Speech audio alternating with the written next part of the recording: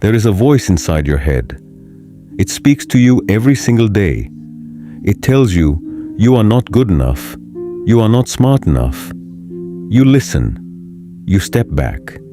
You give up before you even begin. He had a small room in a crowded city, a notebook full of ideas he never acted on. Every morning, Aryan woke up with energy. He could see his dream clearly in his mind. And then the voice would arrive. And just like that, the energy would disappear.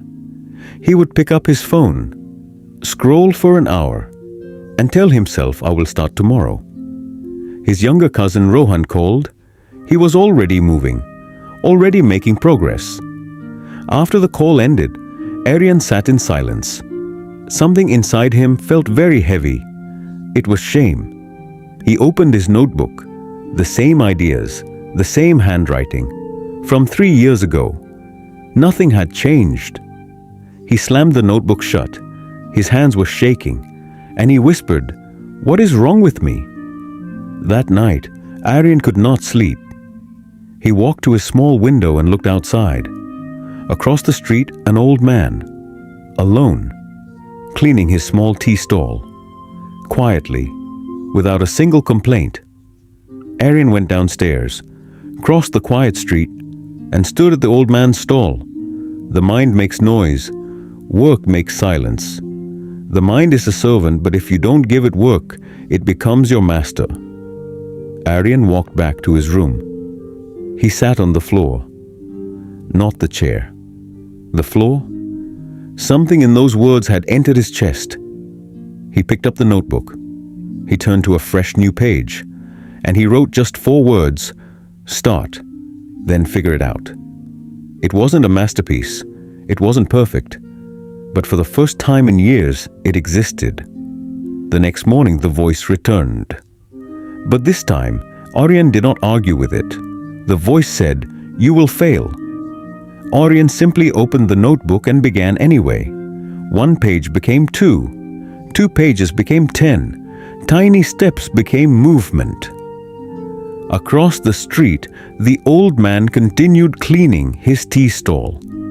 The same work, the same patience. Aryan finally understood. He was never racing against Rohan.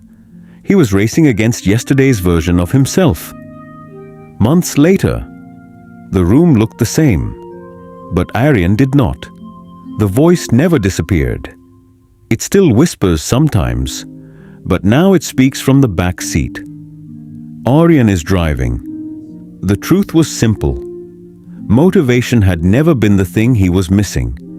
He had spent years waiting to feel ready, but readiness never came. Most people wait for confidence before they begin. Confidence comes after beginning. So Aryan stopped negotiating with his thoughts.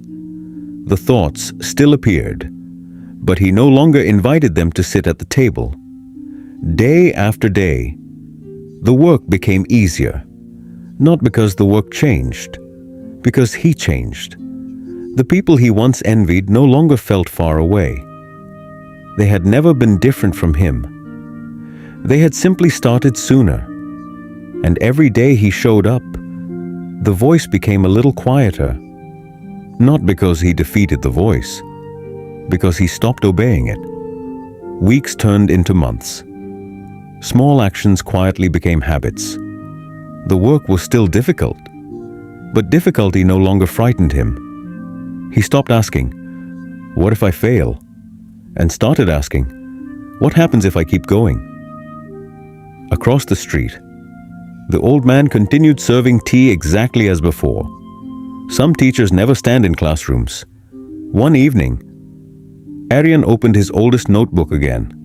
This time, he didn't feel shame. He felt gratitude. Because even those wasted years had taught him something. The cost of waiting. Time was never the thing he lacked. Courage was.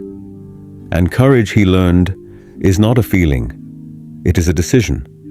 A decision made again, and again, and again.